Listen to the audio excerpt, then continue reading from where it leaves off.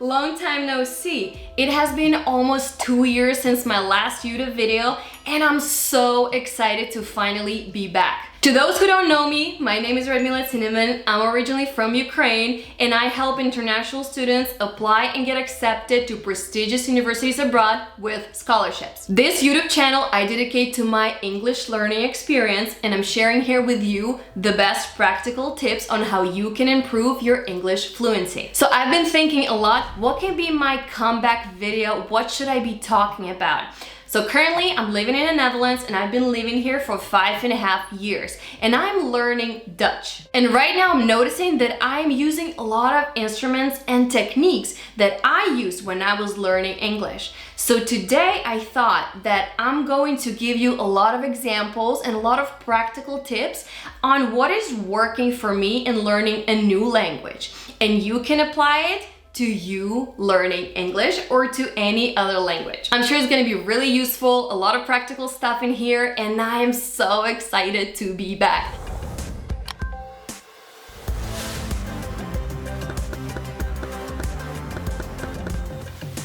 Please do not forget to like, comment, and subscribe to my channel. I am trying to come back to YouTube and post regularly, and your like and comment will really mean a lot to me. And now, with no further ado, let's begin. So first thing that you need to be aware of when you're learning a new language is that consistency is the key. This is number one thing you need to ingrain in your memory. Consistency and the right state of mind. If you're extremely busy, just like me, I totally get you. I barely have time for anything during the day, but you need to allocate some sort of amount of time for your new language, whether it be English or anything else. Is it 10 minutes, 20, 30? Is it 5 minutes a day? That does not matter. What matters is that it's consistently dedicated every day. Try to figure out when it's most convenient for you to dive into a new language.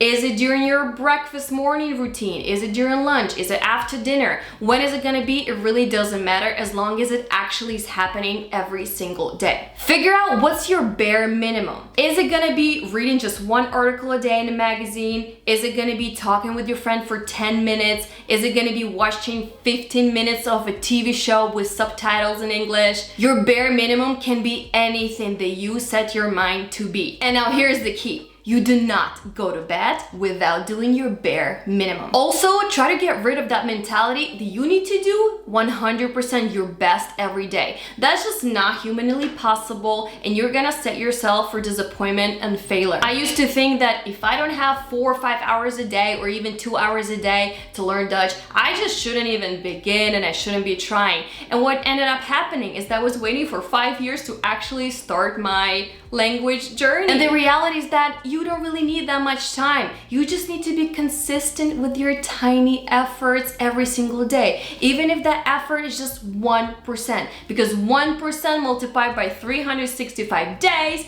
means that you're gonna be 37 times better at something than when you started. So just 1% a day is gonna make that big of a difference. And that is a completely different mindset that you need to adjust in your head. Second thing, reading magazines, books, or articles in another language. So right now we have subscription to different magazines that come to our house once or twice per week. It doesn't mean that I have to read every single page or every single article. No, I'm going through the magazine and I'm trying to select what I am interested in. What do I want to know about? What news do I want to know about? And it's purely based on my interest. I do not have a burden to finish every single page. Just way too much time and I don't have it. Honestly, 2 articles per magazine for me mentally will be absolutely enough. Reading magazines is exposing me to new words, real life situations, and it just broadens my vocabulary. So for example, this is the article that I was recently reading in Dutch.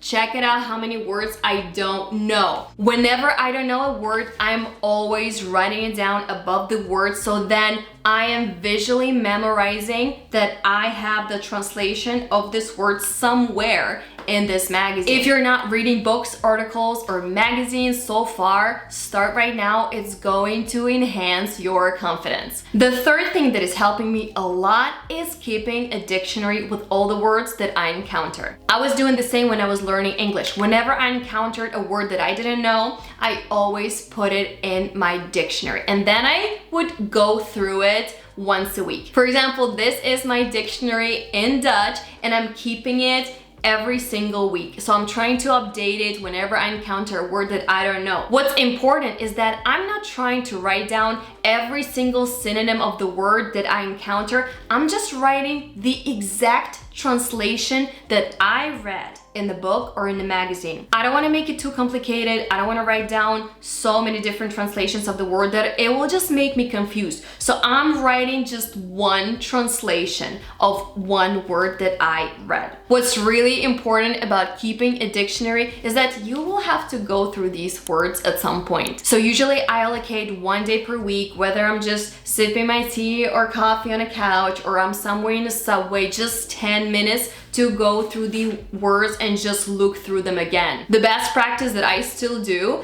is cover one side and then see if I remember the translation of the other side, and then I cover the other side, see if I remember how it goes. You will be surprised with how your memory is gonna be working. Because you have written down only the words that you have met in the context, these are not just random words you just noticed. You have seen them in a context. You have associations with these words. So these are not just any words. You already have seen them work in a context, and that is gonna be easier for you to make them put not only in your passive vocabulary, but they might just stick in your active vocabulary as well. Fourth thing, an extremely important thing, make commitments. For the first 5 years that I was living in the Netherlands, I was trying to convince myself that I can learn Dutch on my own. I don't need to go to any courses, online, offline. I don't need to have any tutors.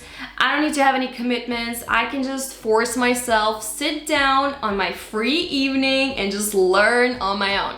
It turned out that never happened. The new language was always at the lowest of my priorities. I had so many other commitments, job, family, friends, and I wanted to spend time also with myself and just rest and so on. And so I never actually found time for my new language. I had so many excuses. The number of excuses that I had was insane. But that was until I discovered this interesting psychological thing, a commitment. So I found an offline course, Dutch course, that I will need to go there every week, once a day, and be in a class with other students who are learning Dutch. I was exposed to teachers' feedback. I was able to practice my speaking, listening, writing. I gained some friends, acquaintances who I can practice Dutch with, and it was just such a valuable experience, most of all because I had to do homework and I had to show up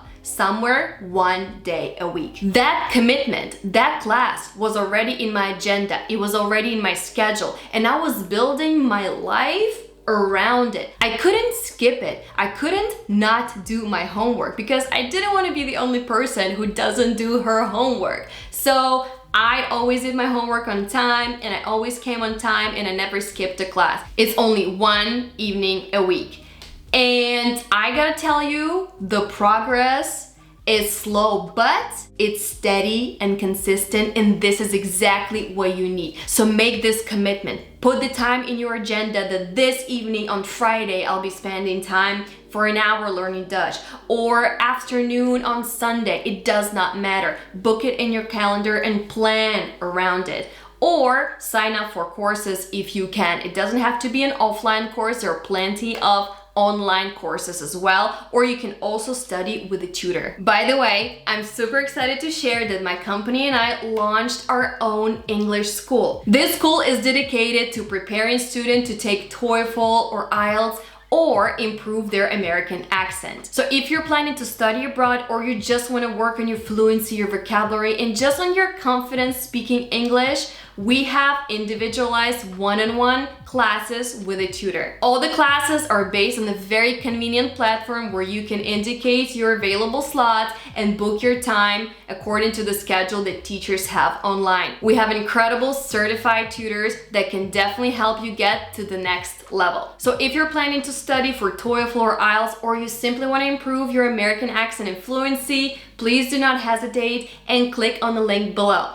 Leave your contact information and we will definitely call you. But now let's get back to my tips. The tip number 5 will be designated a partner to speak only that language with. I know you're gonna say, Radmila, where am I going to find these people? But let me tell you, they are all around you. The one who's seeking always will find. The concept means that whenever you're talking to a certain person, it means that you cannot switch to English. You cannot switch to your native language. You have to be speaking English or any other language that you're learning. Right now, I have 2 people that I designated to speak Dutch with. And it means that whenever they're saying what I don't understand, I have to translate it, but then I still have to reply in Dutch. What is interesting is that you really have to push the boundaries. First 10 or 15 minutes might be easy. But then it's gonna start getting harder and harder because your brain's gonna start getting tired of finding these words in a new language. And when that happens, try to push through. That moment you're pushing through, you are adjusting more and more to the habit of speaking this new language. You're adjusting to the habits of using these words. You are trying to find words that are currently in your passive vocabulary and they are transferring to your active vocabulary. Try to push this a little bit. So for example, recently I was trying to explain something in Dutch and then I was thinking to myself, the story that I'm trying to tell, it's so long, it's so complex. It'll be just so much easier if I transfer to English and just explain it in English instead of practicing Dutch. And then I had this mental thing that was like, wait, you should try. You should try and keep going because this is your designated Dutch speaker. You should talk only Dutch with this person. And what happened is that I was like, okay, I'm gonna try. It's gonna be longer. I'll be patient with myself. I'll try to find words. It doesn't matter if they won't come to me that easy, I'll take my time. And what happened is that 15 minutes later of that story, I was just so proud of myself for not switching to English, for not falling back into my comfortable cushion. I actually pushed through. And that made me realize that, wait a minute, I can actually maintain a conversation in Dutch. That's amazing. But that starts with you designating a specific person you're gonna be talking only that language with. The 6th tip, and very unexpected one, your daily Duolingo practice. You've probably heard about Duolingo. So I am right now on my 88-day strike. And I have to tell you, it really became my daily habit to just dedicate 5 minutes to go through 1 lesson a day. I don't even have a premium version. I'm just using free version and I'm just doing like 1 or 2 lessons a day. What is the best, in my opinion, about Duolingo is that it's so repetitive. It is crazy. It means that you are using same words over and over and over and over again. And at some point, you will really remember them. This app is really not about learning grammar or your writing skills. No, it's just to kind of expand your vocabulary and make it a habit. Really use it daily, use it every day. It's just so easy to use, literally 5 minutes a day. Every single person has this much time. That becomes a habit. If you don't like Duolingo, there are plenty of other options. There is Bubble, there is Memrose, there is Busuu, and so many more. Just pick the ones that you like and try to stick with them. And my last and 7th point is super fun. Try singing in this new language. Singing in a new language helps your intonation, rhythm, and pronunciation. When I was learning English, I was listening to a lot of songs and trying to sing along. Actually, I partially think that the accent that I have right now was due to the fact that I was listening and singing to many English songs. I was actually trying to learn English by rapping to Eminem songs because I really wanted to get the rhythm and I really wanted to speak as fast as possible and not swallow my words. With Eminem, I did not achieve my goal, but overall, very positive experience. So right now I'm trying to find songs in Dutch in a style that I enjoy, and I'm like putting them on, reading the lyrics and trying to sing along. And that is just such a fun way to learn a new language. Ik zie je zitten, terwijl half 9. Je doet je best, maar je vriendje is vervelend. Het maakt je boos, maar je lijkt hem niet te schelen. Nee, oh, oh, oh. And that's basically it for today. I hope you enjoyed it just like I did, because I have not been on YouTube for 2 years and it's been way too long. If you enjoyed it, please give me a thumbs up, comment and subscribe, and let me know in the comment which tips do you find the best, which tips are working for you the most. Hopefully I'll see you again very soon, and if you have ideas on what you'd like to see on this channel, also feel free to comment below. I will see you very soon. Goodbye. Het maakt je boos, kan je ogen niet geloven. Kom maar met mij mee, ik maak je blij bij. Hij is maar doos, nee, en daar ben ik klaar mee. Wit of een roze, we nemen een off day. Ik ga jou vertellen dat het anders kan. Ga met me mee naar Amsterdam. Mijn boek in het suite aan de overkant. Vanavond is van jou.